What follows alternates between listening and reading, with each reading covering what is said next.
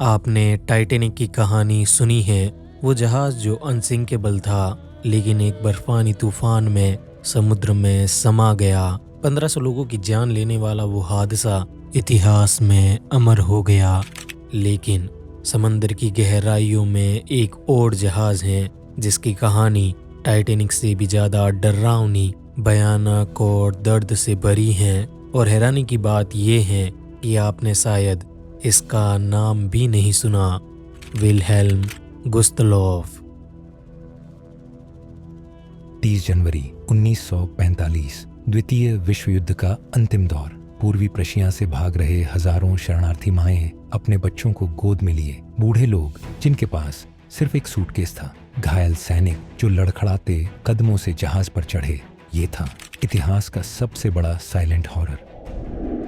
एक जहाज जिसके साथ 9000 से ज्यादा लोगों की जान एक ही रात में चली गई। और ये ट्रेजेडी ना तो किसी आइसबर्ग की वजह से हुई, न ही कोई एक्सीडेंट था। ये था युद्ध का वो क्रूर चेहरा जिसे किताबों ने छिपा दिया। अगर आप सोचते हैं कि टाइटैनिक इतिहास की सबसे बड़ी समुद्री त्रासदी है, तो संभवतः विल्हेल्म गुस्तलोफ के बारे में जानने के बाद आपका दिमाग हिल जाने वाला है। स्वागत है आपका साइनो पर। हमारी कहानी साल 1945 से शुरू होती है, जब द्वितीय विश्व युद्ध का अंतिम अध्याय लिखा जा रहा था।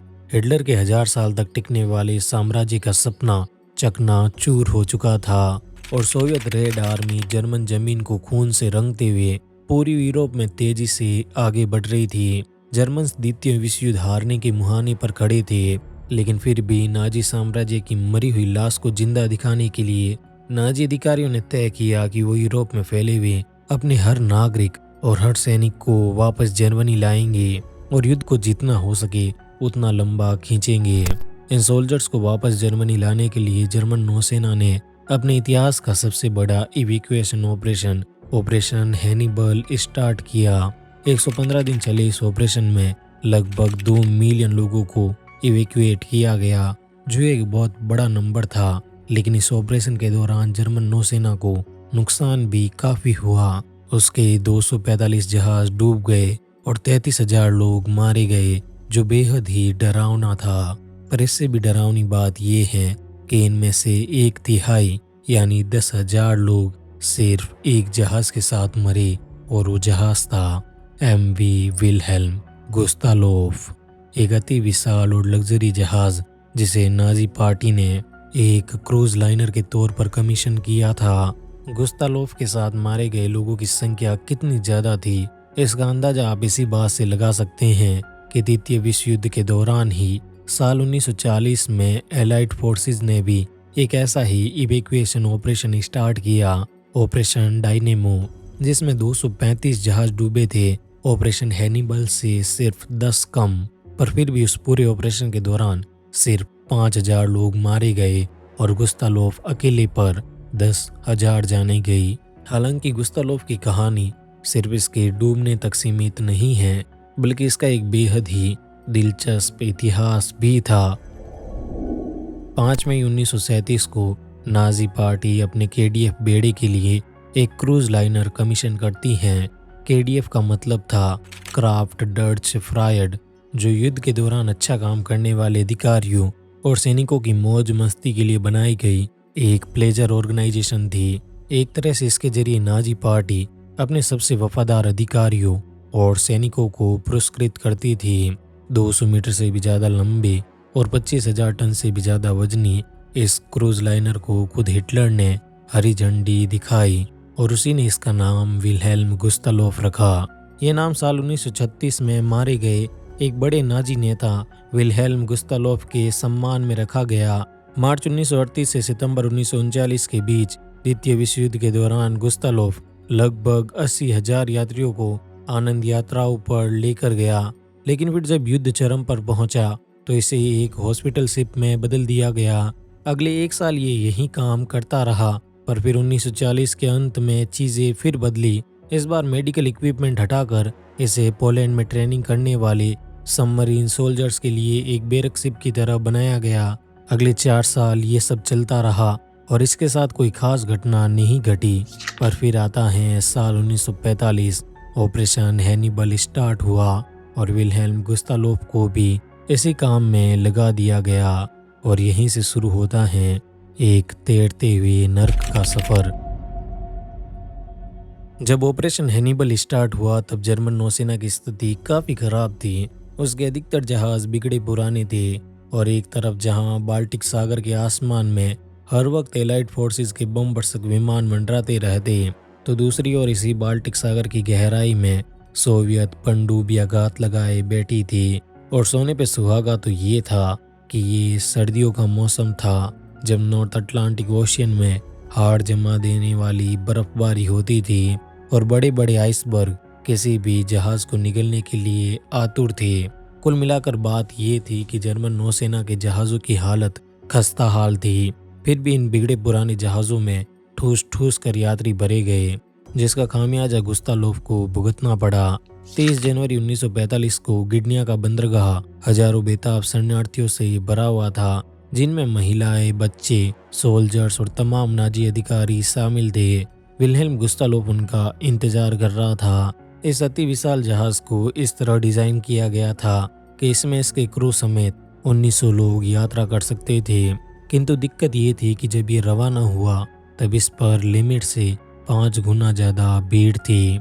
जब प्रश्न जीवन और मौत का हो तो तय है कि मनुष्य जीवन को चुनेगा, फिर चाहे वो कितना ही अभेद्य हो। आधिकारिक आंकड़ों के मुताबिक उस दिन गुस्तालोफ पर 6000 यात्री थे, लेकिन अनऑफिशियल आंकड़ों के मुताबिक ये संख्या 10,000 थी और इनमें भी 90% सिविलियन थे।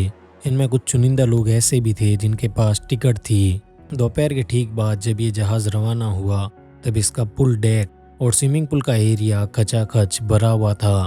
भीड़ इतनी थी कि अटलांटिक की उस -10 डिग्री वाली बर्फीली रात में भी यात्री गर्मी से परेशान थे। इस यात्रा के लिए गुस्तालोफ पर 4 कप्तान थे। यात्रा के मार्ग को लेकर इन चारों में कंफ्यूजन था। इनके पास एक ऑप्शन तो ये था कि सबमरीन से बचने के लिए ये लोग जमीन के करीब स्वेलो वाटर में अपनी जर्नी कंटिन्यू करें, तो दूसरा ऑप्शन ये था कि ये बाल्टिक सागर के उस गहरे पानी में तैरे जहां पर खतरा कम से कम हो। इन लोगों ने गहरे पानी वाला दूसरा ऑप्शन चुना और संभवतः यही इनके अंत की शुरुआत थी। शाम के तकरीबन 6 बजे के आसपास गुस्तालोफ की लाल हरी नेविगेशन लाइट्स चालू हो गई और ये किसी क्रिसमस ट्री की तरह जगमगा उठा। लेकिन इसके रवाना होने के सिर्फ 1 घंटे बाद शाम के 7 बजे S-13 नामक एक सोवियत पनडुब्बी गुस्तालोफ का पीछा करना शुरू करती हैं। हालांकि इस दौरान गुस्तालोफ को पनडुब्बियों से बचाने के लिए एक टारबीडो बोट भी इसके साथ थी, पर भारी बर्फबारी के कारण उस पर मौजूद सबमरीन डिटेक्टर और एंटी एयरक्राफ्ट गन्स जम चुकी थी, जिससे ये अब पूरी तरह यूजलेस थी।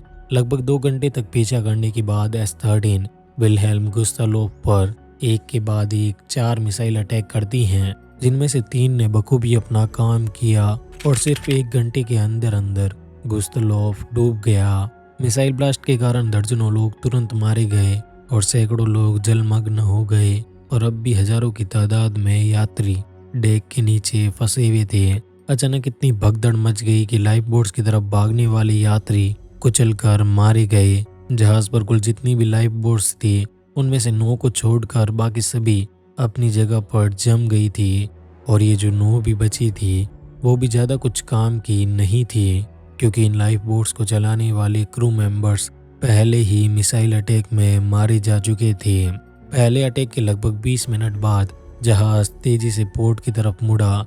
पिछले हिस्से पर मौजूद लाइफ बोट्स इसके पतवार से टकराकर नष्ट हो गई और उसमें मौजूद लोग सीधे समुद्र में जा गिरे।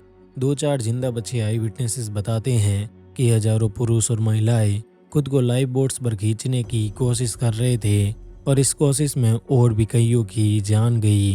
रात का एक लंबा पहर बीतने के बाद रेस्क्यू बोट्स घटना स्थल पर आई और लगभग 1250 यात्रियों को रेस्क्यू करती हैं। कोई नहीं जानता था कि उस रात यथार्थ में कितने लोग मारे गए, किंतु अनुमानों के मुताबिक ये आंकड़ा 9400 के करीब था। ये इतनी बड़ी संख्या थी कि इसमें टाइटैनिक जैसे 6 हादसे समा सकते थे। कई घंटे बाद कुछ जर्मन अधिकारी घटना स्थल पर तस्दीक करने पहुंचे और इस दौरान उन्हें पानी में एक जीवित बच्चा मिला। यह संभवतः उस दुखद रात का सबसे सुखद पहलू था। इस घटना का सारांश सिर्फ इतना है कि इंसान अपने अर्थ और साम्राज्यवादी महत्वाकांक्षाओं के लिए इतिहास का सबसे बड़ा अनर्थ करने से भी नहीं चूकता।